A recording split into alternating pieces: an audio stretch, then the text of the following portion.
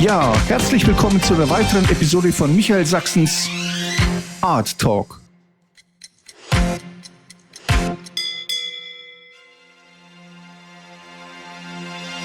Wir wollen hier ratschen, schnacken, Mythen knacken, quasseln, quatschen. Nur eins wollen wir nicht: tratschen. Das machen andere schon. Wenn wir uns nicht kennen, ich bin Michael Sachsen. Auf diesem Kanal zeige ich dir, dass Malerei gar nicht so schwer ist, wie viele es häufig behaupten. Schön, dass du da bist. Für den heutigen Art Talk habe ich mir wirklich überlegt, ob ich das Thema ansprechen soll oder nicht.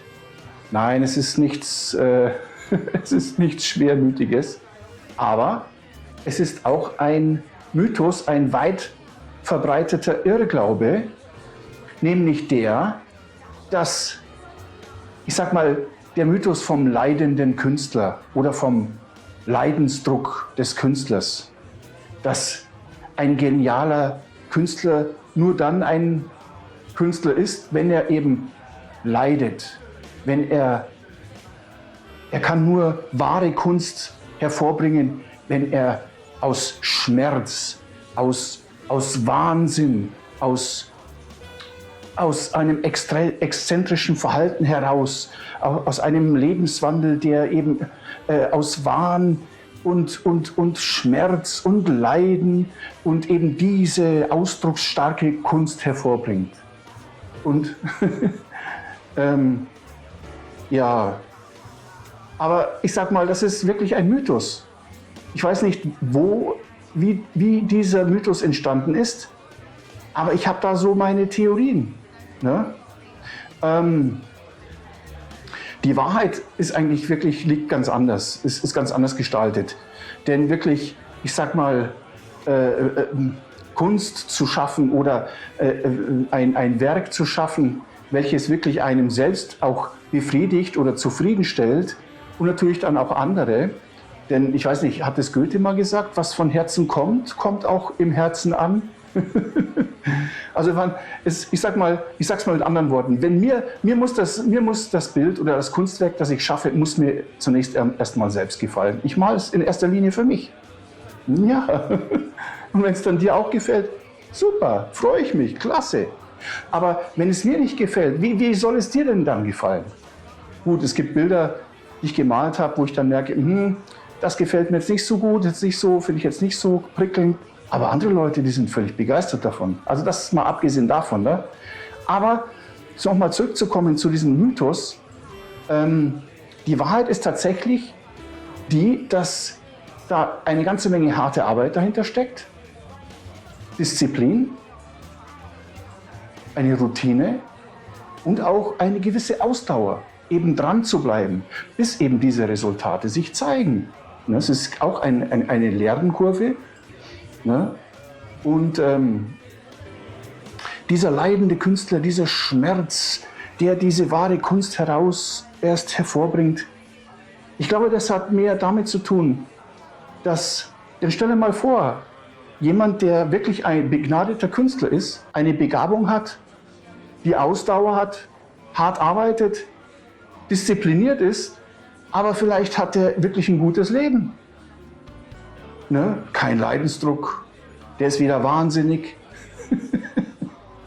noch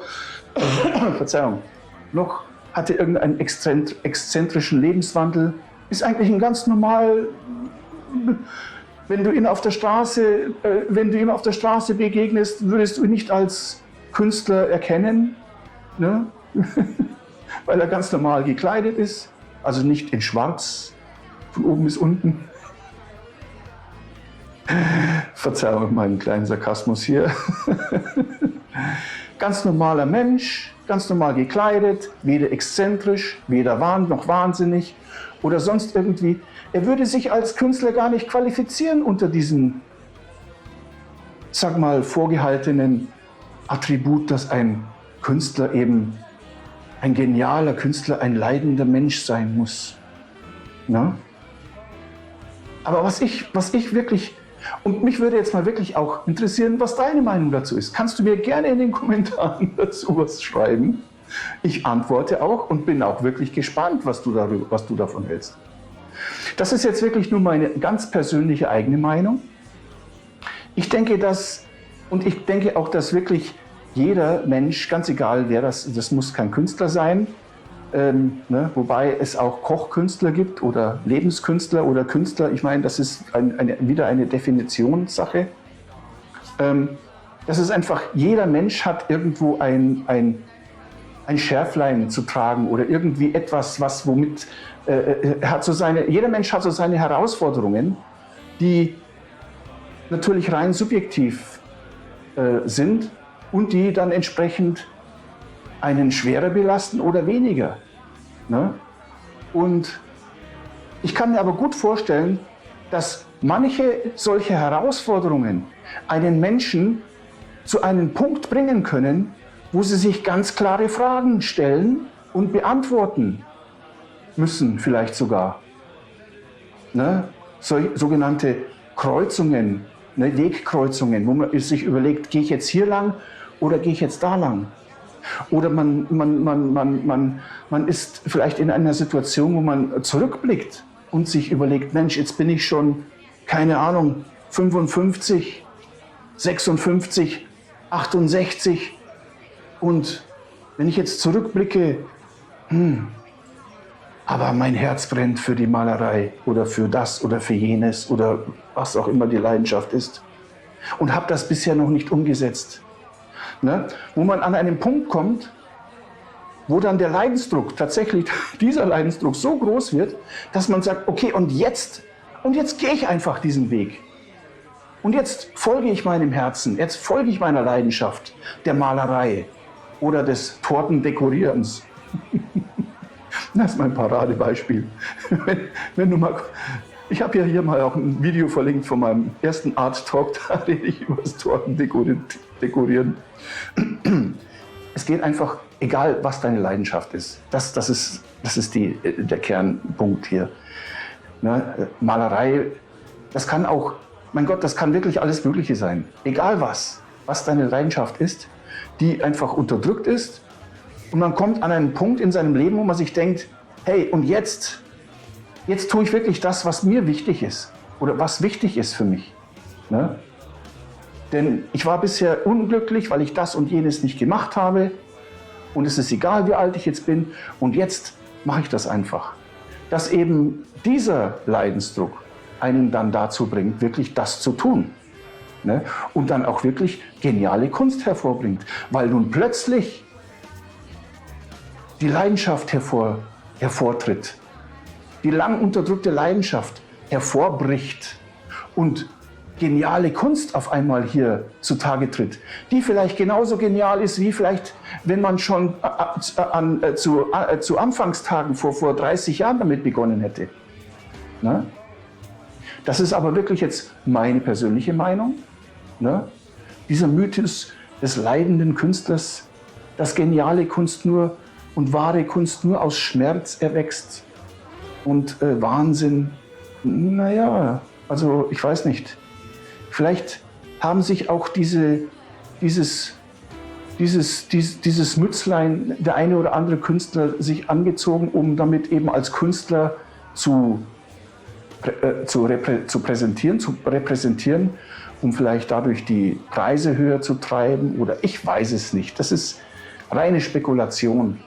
Ne? Und es ist in keinster Weise in irgendein Angriff oder irgendeine Wertung. Das ist völlig wertefrei. Ne?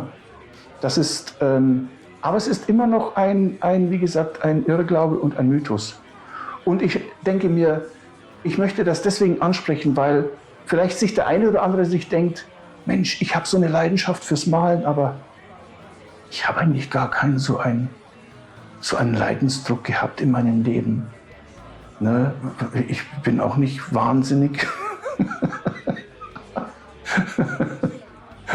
Ich lebe ein ganz normales bürgerliches Leben. Nicht weder exzentrisch noch sonst irgendwie extravagant und keine Ahnung. Und ich qualifiziere mich doch dann vielleicht gar nicht als Künstler. Ne? Weil ich ja dieses Attribut ja gar nicht erfülle, des leidenden Künstlers. Ne? Und wenn du das bist, dann bitte sei befreit davon, Mensch, und fang endlich das Malen an. Wir warten auf deine Bilder oder auf deine dekorierten Torten oder auf deine neuen genialen Excel-Tabellen, Shortcuts und was auch immer du vielleicht erfinden mögest und schaffen mögest. Ne? Ja, das war heute vielleicht ein bisschen ein kürzerer Art Talk, aber das war wieder mal das Wort zum Sonntag. Hier bei Sachsen Feinart, wo wir ratschen, schnacken, Mythen knacken, quasseln, quatschen. Nur eins machen wir nicht: tratschen. Das machen andere schon.